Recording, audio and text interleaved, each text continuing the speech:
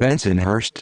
Following months of hateful harassment of the Asian community, an 89-year-old woman was set on fire on July 11. The 89-year-old Asian woman was slapped, and her shirt was lit on fire by two men as she was walking outside her home. The NYPD is investigating, but not as a hate crime. What is the argument that it is a hate crime? An NYPD spokesperson responded to us when we asked why it wasn't being investigated as a hate crime. The incident is being investigated by the Precinct Detective Squad. According to the NYPD, a bias incident is any offense or unlawful act that is motivated in whole or substantial part by a person's, a group's or a place's identification with a particular race, color, religion, ethnicity, gender, age, disability, ancestry, national origin, or sexual orientation, including gay, lesbian, bisexual, and transgender as determined by the commanding officer of the Hate Crime Task Force. Neighbors and local legislators think this incident fits the pattern of racial harassment in the community and should be investigated as a hate crime. This is a despicable, disgusting, and outrageous hate crime against a senior citizen in southern Brooklyn. Although this heinous act didn't occur in my district, I have reached out to the local police captain who assured me an active investigation is underway to bring those responsible to justice, Council Member Mark Traeger said yesterday afternoon at a press conference. The negative rhetoric by the president has led to further unjust hardships for minorities and people of color during the pandemic. I am committed to ensuring that those responsible are held accountable to the fullest extent of the law, including charging this act as a hate crime. Just a few weeks before the hateful incident on 77th Street and 16th Avenue, anti-Chinese flyers were found posted on lampposts around Bay Ridge. The flyers said, "Chinese are destroying Bay Ridge. Illegal home conversions ruining housing stock of Bay Ridge resulting in a flight of middle-class homeowners, junk stores, massage parlors, prostitution, nail salons, 99-cent stores, dirty Chinese restaurants, trashed-up streets, bottle collecting, scavenging, coronavirus spread by Chinese immigration." The flyers were investigated by the NYPD Hate Crimes Task Force.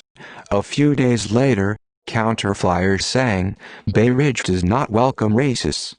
Bay Ridge loves all our neighbors" were spread across the neighborhood, Gotham East reported. Yet just a month later, an elderly woman is attacked. Unfortunately, she's not the only one. About 4 in 10 U.S. adults say it has become more common for people to express racist views toward Asians since the pandemic began, a Pew Research Center study shows. And according to NYPD data, there have been 128 reports of hate crimes citywide in the second quarter of 2020. According to Jessica Lee, a Bensonhurst resident, hearing about the woman lit on fire struck close to home. She said she attended the protest earlier this month demanding justice for the woman and told Gleaner she worries about her and her family's safety.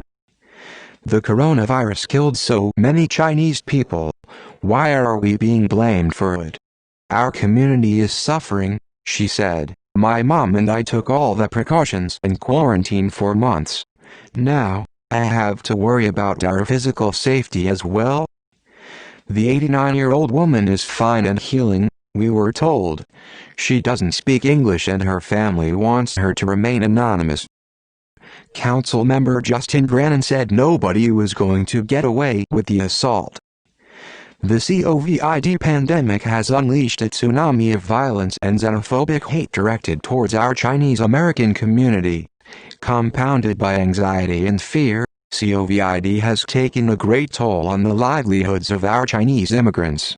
In some instances, people in power and our so-called leaders have directly or indirectly encouraged these crimes by spreading lies and using anti-Chinese rhetoric, Brannan said. "I will continue to stand with the Chinese American community and seek justice for the victims of this heinous crime.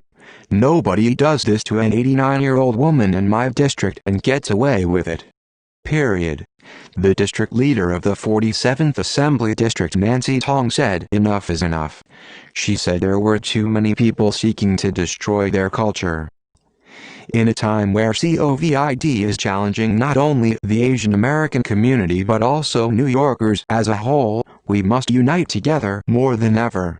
Unfortunately, even when there are many people who seek to destroy our culture, Tong said, an 89-year-old woman was burned by two men in our very community as they attempted to light her on fire. Think about how crazy that sounds in today's day and age. To attack an 89-year-old by lighting her on fire.